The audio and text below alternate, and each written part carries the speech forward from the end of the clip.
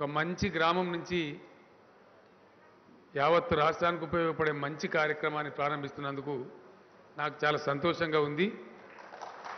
ఇక్కడ నేనే ఎమ్మెల్యేగా ఉన్నందుకు కూడా చాలా గర్వంగా కూడా ఉంది.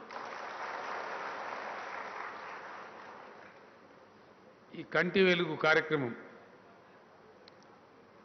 గతంలో ఆంధ్రప్రదేశ్ చరిత్రనే కాదు, యావత్తు భారతదేశంలోనే ఎక్కడ ఎప్పుడు ఏ రాష్ట్రం కూడా ఇటువంటి ప్రయత్నం చేయలే, ఇటువంటి ఆలోచనే రాలే. మన నియోజకవర్గంలోనే అక్కడ అప్పుడు జగదేవ్పూర్ మండలం, ఇప్పుడేమో మర్కూక్ మండలం, ఎర్రవెల్లి అనే గ్రామం నేను దత్తత తీసుకొని కొంత దాన్ని పనిచేయడం జరిగింది. మీరు కూడా టీవీలలో పేపర్లలో చూసుంటారు. అక్కడ మొత్తం గ్రామానికి కంటి వైద్య శిబిరం పెట్టిస్తే మంచి కలిగిన వాళ్ళ పిల్లలు, చిన్న చిన్న పిల్లలు పాపం జరగాయ బాబు కెమెరా చాలు కది జరగాయ నూడు దర్ పొద్దాకేం డబ్బు ఉన్న వాళ్ళ కుటుంబాలని, మంచి పెద్ద రైతుల కుటుంబాలని, కొందరు పెద్ద మనుషులు ఉన్నారు, కొందరు యుక్త వయస్కులు ఉన్నారు, కొందరు చిన్నపిల్లలు ఉన్నారు. దాదాపు 217 మందికి సమస్య వచ్చింది.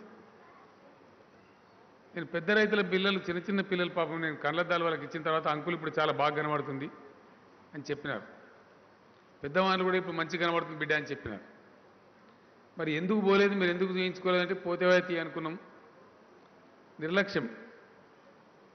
సరస్వతి వాయాలే ఏదైనా బాగా ఇబ్బంది అయితే తప్ప మనం హాస్పిటల్కి పోము, అటువంటి అలవాటు ఉంది మనకు. పోలేదు. కానీ దాని తర్వాత చాలా నిన్నటి వరకు ఏం కోల్పోయినామో ఆ గ్రామస్తులకు తెలిసింది. నాకు ఆ రోజు ఆలోచన వచ్చింది, ఒక్క గ్రామం చూస్తే ఇట్లా ఉన్నది, రాష్ట్ర వ్యాప్తంగా చూస్తే ఎన్నో లక్షలాది మంది ఈ ఇబ్బందులు ఎదుర్కొంటూ ఉంటారు, కానీ వాళ్ళు బయటికి చెప్పరు. కొందరు పెద్ద మనుషులు అయితే మనిషి జీవితం చాలా విలువైనటువంటిది, చివరి వారం చివరి రోజు కూడా ఇంపార్టెంటే మనిషి లైఫ్లో. ఆ ముసలిలే సావతారండి ఏం చూపిస్తామంటారు.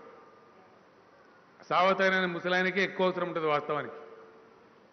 కరెక్ట్ కనపడకపోతే ఆయన ఆవలుకోనన్నా ఈవలుకోనన్నా చాలా బాధ ఉంటుంది. సమాజంలో ఉండే అలవాటును బట్టి ఒక రకమైన నిర్లక్ష్యం వల్ల, ఒక రకమైనటువంటి అవగాహన లేకపోవడం వల్ల ఈ సమస్యలు మనం ఎదుర్కొంటూ ఉన్నాం. ఇప్పుడు నేను చేయిస్తున్నటువంటి ఈ కంటి వెలుగు ప్రోగ్రాం మొత్తం యావత్తు రాష్ట్రానికి ఈ కార్యక్రమం జరుగుతూ ఉంది. 3,70,00,000 మంది ఉంటే అందులో ఇదివరకు డబ్బులు ఉన్నోళ్ళు సరే, ఆలోచన ఉన్న వాళ్ళు చూయించుకుంటే వాళ్ళకి అవసరం లేకపోతే వేరే సంగతి. కానీ మొత్తం 3,70,00,000 మందికి పరీక్షలు నిర్వహించి కండ్ల అద్దాలు వాళ్ళకు అవసరమైన వాళ్ళకి ఇచ్చి, ప్రత్యేకమైన అద్దాలు అవసరం ఉంటే మళ్ళా వాళ్ళకి చేయించి మళ్ళా కూడా ఇచ్చి, క్యాటరాక్ట్ ఆపరేషన్, మామూలు ఆపరేషన్ చిన్నదే ఉంటుంది, అది పెద్ద భయపడాల్సిన అవసరం లేదు. అట్లాంటి ఆపరేషన్ ఎవరికైనా చేయాల్సి ఉంటే వాళ్ళకు కూడా ఆపరేషన్లు కూడా ప్రభుత్వమే చేయిస్తుంది. ప్రజలు ఎక్కడ ఎవరు ఒక రూపాయి కూడా ఖర్చు పెట్టే అవసరం లేదు. ఆపరేషన్ అంటే కూడా మనం బాగా భయపడతాం. ఒకప్పుడు నేను కూడా బాగా భయపడేవాడిని.